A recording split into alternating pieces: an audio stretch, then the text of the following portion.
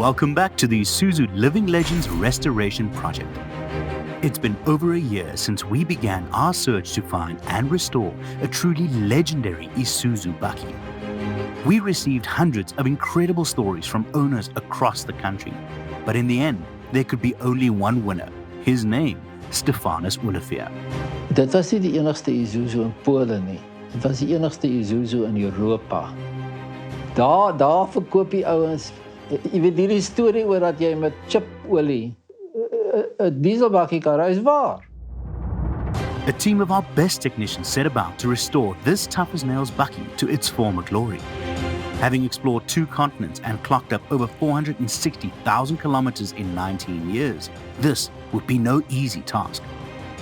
We've removed the engine from the transmission, and what a mission, because all the bolts rusted, it's all over the show. We've taken it out, we have to force it out because the pilot shaft was rusted inside the clutch plate. So it's out now, and we're gonna remove now the transmission, prop shaft, and then we're gonna strip the chassis down. After undergoing extensive bodywork and a full engine rebuild, Fanie's vehicle is now just a few days away from completion, with excitement building leading up to the big reveal.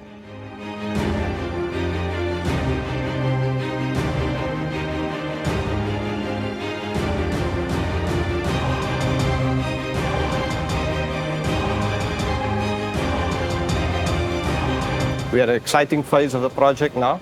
As you can see, we've got the engine, transmission installed back on the chassis. The body is painted and dropped onto the chassis. The next steps for us in the next week is going to try and get the cab completely assembled, interior trim, all the glass in, and the next time you see the vehicle, it's going to be something special.